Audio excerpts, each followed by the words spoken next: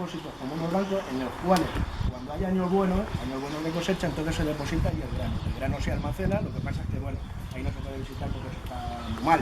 Entonces, pues bueno, está todo lleno de silos para almacenar grano, y entonces los años malos, entonces la gente, tú cogías, metías allí 1000 kilos de cebada, de trigo, lo que fuese, y al año siguiente, si no había cosecha, pues tú tenías aquello y pagabas unas partes como se hace ahora en los bancos. Y entonces a lo mejor de los 1000 kilos te podías retirar 900, ya tenían falta del año, entonces el depósito. Y luego, bueno, aquel arco, que son los dos únicos que quedan, el arco de la Villeta y aquel arco, que es el arco de la Tahona, ese se hace posterior. La plaza se empieza a construir a partir del siglo XVI y el pueblo empieza a expandirse hacia arriba en el siglo XVI. Entonces, la iglesia original, en el núcleo original, pues estaba donde está ahora el chalet ese que hay allí en la punta del cerro y tal, zona del cerro de la Atalaya y tal.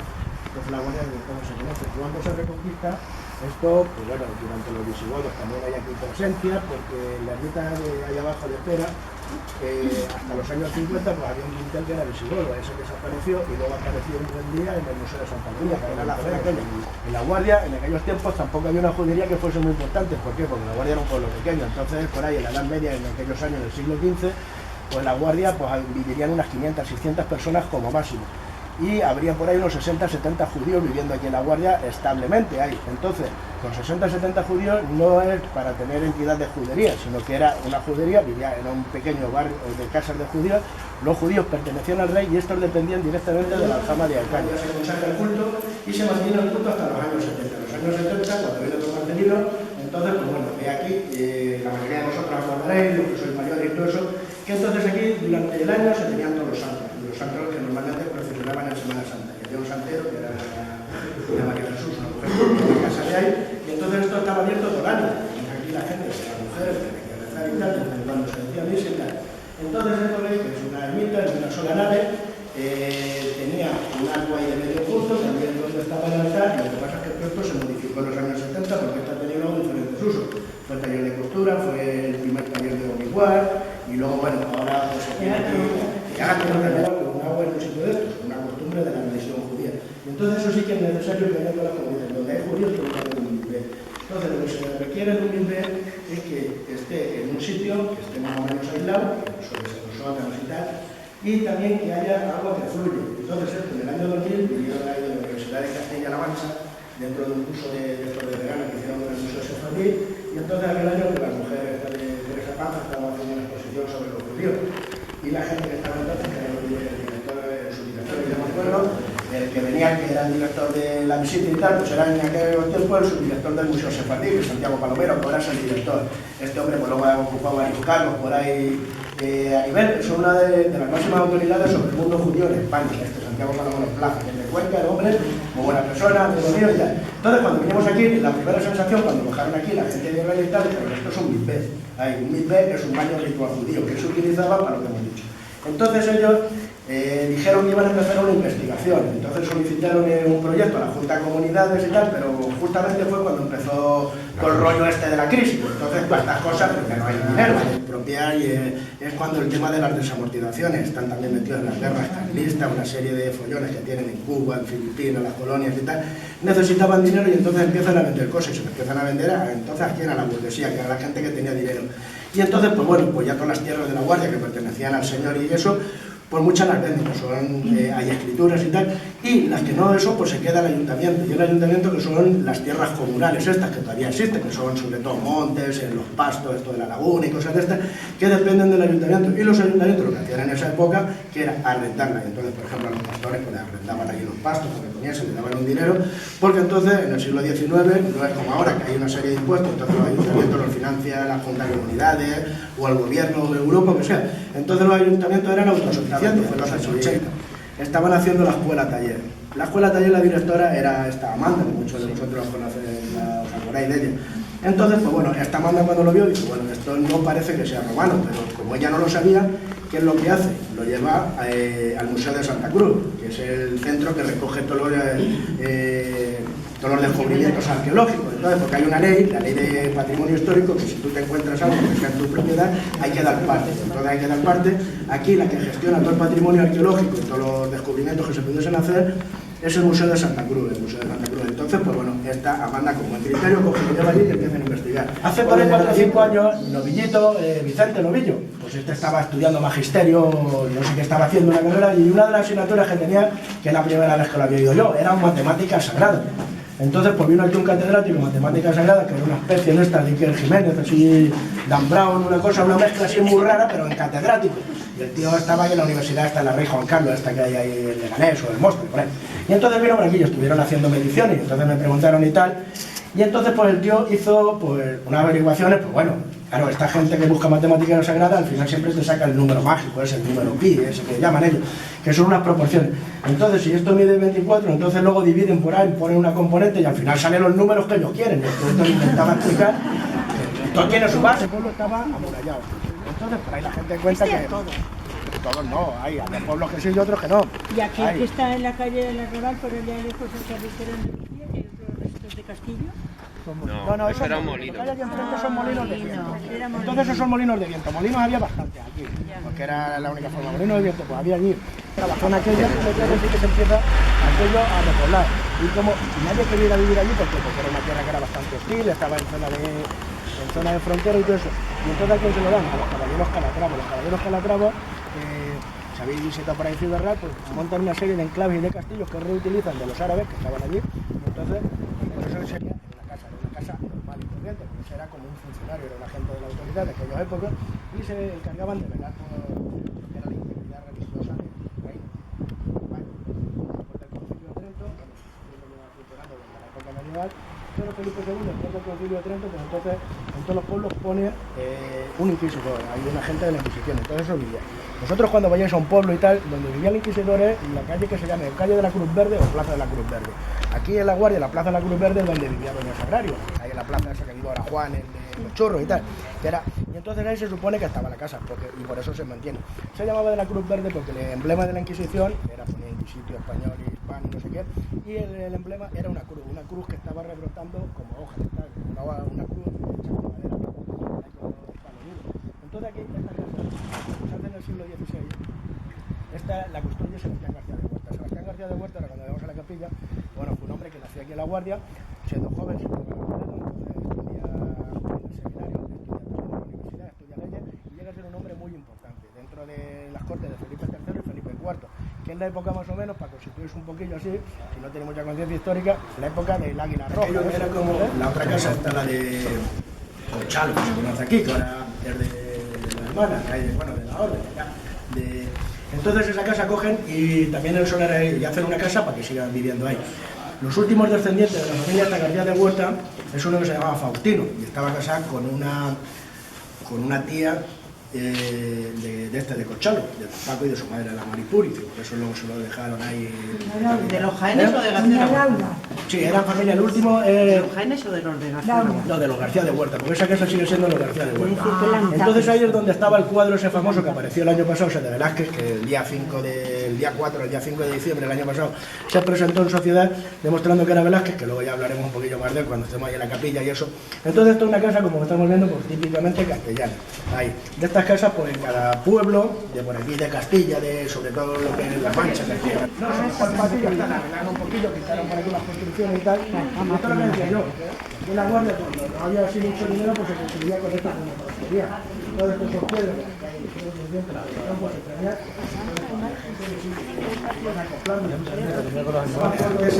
de forma los agua.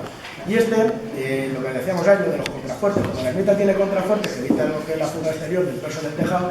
Aquí, ¿cómo se evita eso? Que las líneas estas son transversales. Esto aquí tampoco se guardaba mucho la estética, ¿por qué? Porque esto era como un almacén. Entonces ayer le damos mismo y ponían esta línea. ¿Qué es lo que pasa? Que esto sí está hecho como en la época, porque se hizo en los años 80, 90, por ejemplo, todos los anclajes estos de hierro, aquí no hay clavos. En esto es lo que decía, que va todo encajado y no hay clavos como se hace ahora en la que se van con prisma y se van poniendo y tal. Llega un momento que aquí en La Guardia la iglesia se empieza a construir en torno a 1540, 1550, cuando el pueblo empieza a crecer. El pueblo empieza a crecer, entonces había una iglesia que estaba allí donde estaba el chalet de los pozos, ahí en la punta del cerro más o menos, el cementerio estaba a su lado. Entonces, como el pueblo empieza a crecer, la iglesia se queda pequeña. Entonces, las autoridades, las actividades, esto como dependía entonces todavía del arzobispado, dicen vamos a hacer una iglesia nueva. Entonces hacer una iglesia nueva, y entonces los de la Guardia en aquel tiempo, pues, igual que ahora, pues eran muy tremendos, y lo hacían todo a lo grande. Entonces, vamos a hacer una iglesia, vamos a avisar al mejor arquitecto que había entonces en España, que era Juan Bautista Monegro. Juan Bautista Monegro en Toledo, pues el Hospital de Tavera, parte del Hospital de Santa Cruz y otra serie de edificios, y todo eso hace las trazas de los diseños. En Cataluña y todo eso, que hay un montón de iglesias románicas. Aquí en Castilla la Nueva, como ya se repobló después, pues hay muy poquitas. En Guadalajara hay algunitas. Normalmente siempre se entraba por la portada sur. Entonces todos los accesos y la zona monumental en Castilla y León vais a ver que siempre están orientadas al sur. Y tienen un pórtico, que siempre suele ser porticado, con una serie de columnas, con arcos y tal, con unos capiteles románicos muy bonitos, decorados y eso. Aquí no, aquí la puerta principal siempre estaba dedicada a José. Sigue habiendo uno, pero este ya se puso en los años 40, y vemos que las 4 pechinas están pintadas con cuadros encastrados, que esto también es una cosa curiosa que no la vais a ver en muchas iglesias del sitio. Porque normalmente las pechinas están decoradas siempre al fresco o con pintura, pintar sobre esto. Y aquí son, tanto en esta como en la de aquí enfrente, la del Santo Niño, son pinturas que están encastradas, están pintadas en lienzo sobre tela, con su marco, lo que sea que está el marco, que está encastrado, que es mayor y mucho, no es mayor, las dimensiones son las mismas, lo que pasa es que es mejor. Entonces vemos también que de planta cuadrada, las 4 pechinas, vemos que están los 4 evangelistas, entonces vemos por ahí cada uno con su atributo.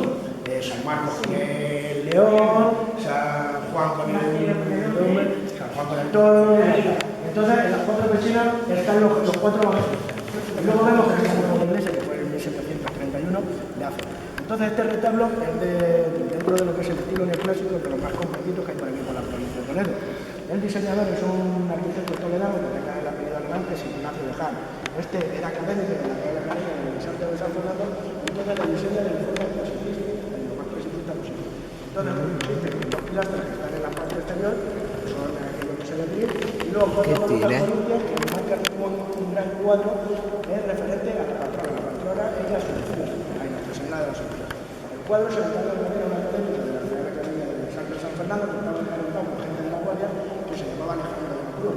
Entonces, viste el cuadro, es impresionante, el cuadro está pintado sobre la pared, también no es al fresco, es otro sistema, no, está pintado sobre ella. Entonces, ¿qué es lo que pasa con el cuadro este? Este cuadro, si nos acercamos un poquito más durante la guerra, entonces, como estaba diciendo, pues aquí, como hubo el almacén en el mercado y tal, pues entonces se conoce que llegó el invierno y hacía frío, la gente estaba aquí, y entonces hicieron una hoguera. Y entonces la mitad del cuadro se quemó. Entonces, si os fijáis donde se ve bien, en la figura esta que está aquí, en la parte derecha, según miramos, esta que está vestida azul, está mirando a la tumba, entonces veis que en la altura así del pecho tiene como una raya. De la parte de la raya hacia abajo fue lo que se quemó. Hay una foto que hizo Don Asurio, el hombre este, que se ve, ya está hecha en el año 1940, y entonces se ve toda la parte de abajo negra, que estaba quemada. Entonces, ¿qué es lo que pasó? En los años 50, pues bueno, hicieron por aquí una reforma en la iglesia, querían arreglar los tejados, como hicieron esto.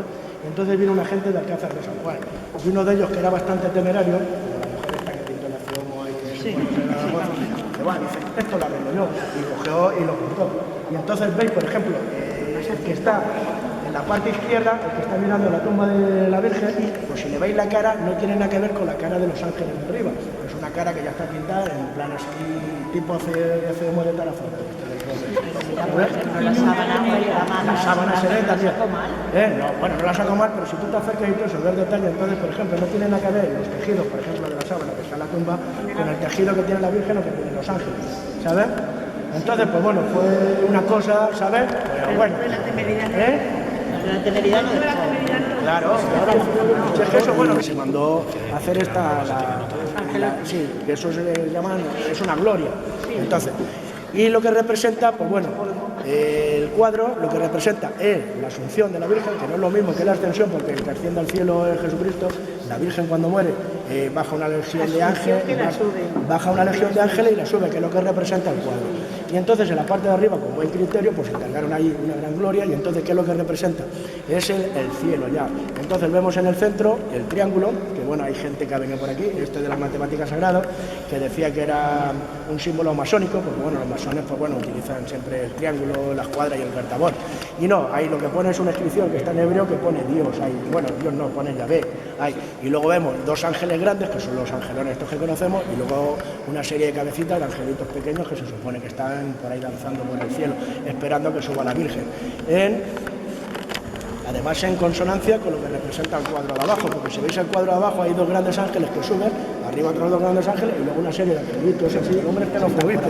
Pero Sandoval y Rojas le concede permiso para poner el capelo catedralicio. El capelo catedralicio era el sombrero que llevan los obispos, lo habréis visto también en las películas y todo eso, que es un sombrero rojo que llevan con una serie de cordones, que son los cordones que cuelgan ahí a los lados. Entonces este es el acceso. Ahora ya si queréis pasamos... De esos que hay tantos en la Catedral de Toledo. En la Catedral de Toledo. Entonces, donde está el sombrero colgado, debajo está enterrado el hombre lo que es el dogma de la Inmaculada Concepción aquí en España sí que se respetaba. El Concilio de Trento es una cosa que queda ahí en impar. Lo discuten en una serie de sesiones, entonces el dogma de la Inmaculada Concepción es aquel dogma que dice que la Virgen nace libre del pecado original, que se llama Inmaculada Concepción. Había una serie de gentes en Roma que no creían en ello, y en aquella época también es curioso, por ejemplo, sobre Ave María, sin pecado concebido, pues era como una especie de santo y seña que tenían en la época para ver quién era concepcionista y quién era concepcionista. Aquí en España la mayoría de la gente que era pintor de cámara de Felipe III, que era, yo qué sé, como los mejores pintores. Entonces los reyes, los mejores pintores se los pedían para que pintasen los retrasos y los pintasen en Italia. Entonces él se traía en Leonardo en 1629 y le encarga que le pinte la capilla, que se la decore, relacionada con el dogma de la Inmaculada Concepción. Por eso se llama la capilla, que se conoce aquí como Capilla de los Capellanes, el nombre auténtico es la Capilla de la Concepción. Entonces, Ángel Leonardi idea un programa fotográfico, es decir, que todas las imágenes van a girar en torno a lo que es el dogma de la Inmaculada Concepción. Entonces, vemos aquí arriba en la bóveda los diferentes casetones que hay, los diferentes trabajos de naranjo y tal, pues entonces están representados evangelistas y doctores de la Iglesia y han abogado por el dogma de la Inmaculada Concepción, es decir, que han escrito y que han defendido el dogma de la Inmaculada Concepción. Además, una serie de estampillas de angelitos y tal, que son los que van rellenando, porque en aquellos tiempos también hay una especie de miedo que se llama al vacío, ¿sabéis? Entonces, pues se tiene que rellenar todo. Entonces, veis, son diferentes doctores de la Iglesia, los cuatro evangelistas, con otra serie de santos y escenas sobre la Concepción de María y pintado con angelitos. Y luego, en lo que son los que van dividiendo los diferentes partes de la que son los angelitos con vegetaciones y tal. Luego, en la pechina, las cuatro pechinas luego que están representados en esta y en aquella, en esta no está representado su escudo de armas. Y en los otros dos vemos que está representado el escudo de Santa María Roja. Porque el hombre este también es agradecido, por eso es nacido en ser agradecido.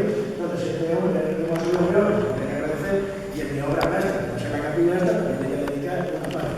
Y lo vemos también aquí, en la parte de atrás del escudo que está ahí en el escudo de armas. Luego vemos en la parte de lo que serían los pilares de los brazos de la cruz, de la tira, griega. Entonces vemos, por ejemplo, que también está pintado pues, una serie de ángeles y también es relacionado con el dogma de la Inmaculada Concepción. Entonces vemos aquí que pone Ave María y sin pecado concebida nuestro don, lo que pasa es que ya no se ve muy bien. Y luego vemos aquí en la fachada, en el acto de entrada, vemos la firma del autor. Entonces vemos que encima de la puerta pone Ángel Leonardi, pintor Regis Fatieva, que quiere decir Ángel Leonardi, pintor real o hizo, está haciendo la. Y luego, bueno, pues una serie de imágenes y tal, representando todo. Luego, cuando ya queda pintada en la bóveda, bueno, es que la parte de la altar, pero en la representación del Espíritu Santo, no se supone que aquí había un altar que se encarga de una vez a Bernabé Contreras, que era un autor del siglo XVII también, bastante importante, que en Madrid, era de los que había en aquella época, se encarga de un altar con una imagen de la Inmaculada Concepción que tiene aquí. Entonces, eso lo que pasa es que se separa y la imagen desaparece para recibir.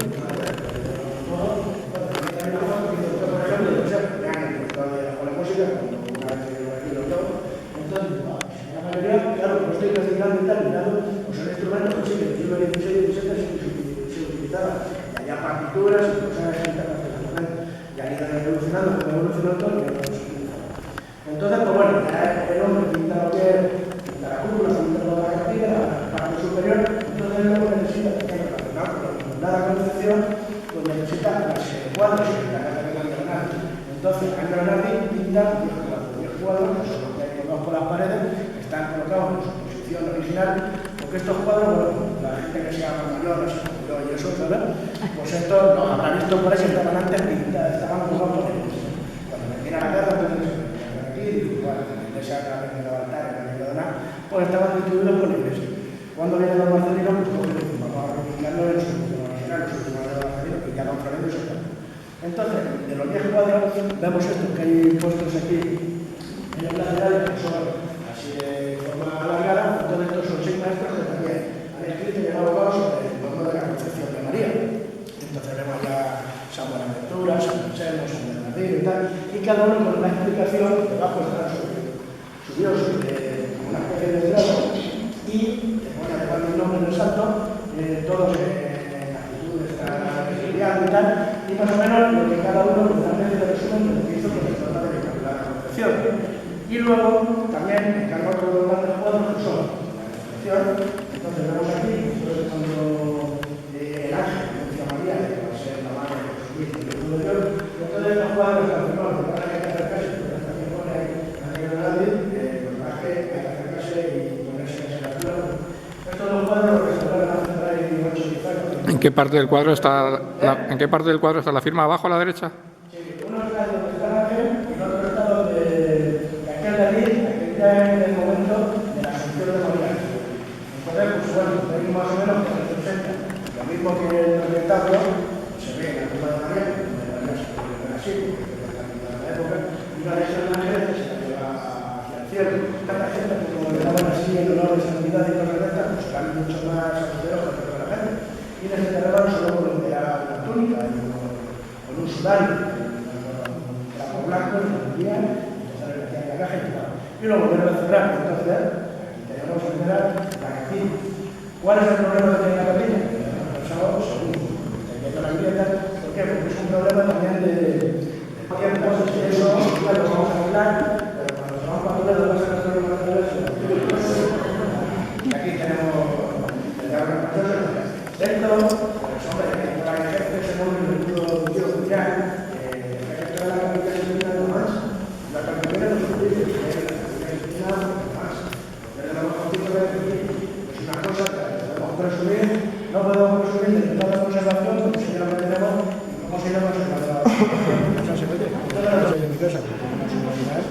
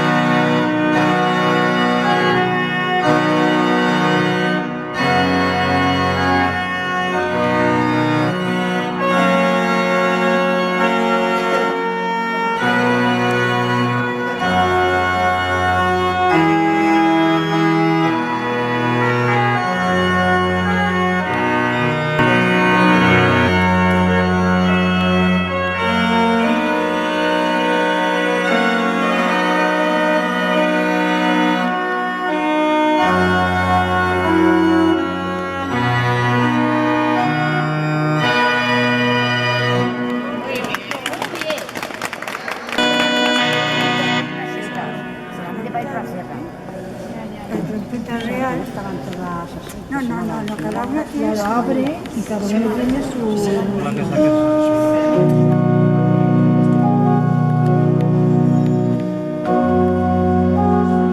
Las notas suenan de distintas formas si abres la carpeta.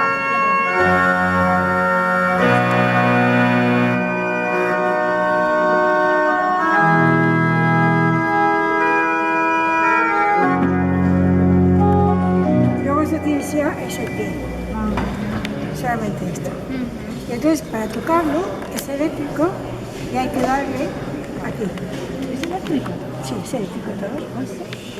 Hay que darle aquí. Sí, muy curioso, no lo había visto jamás. Qué bonito.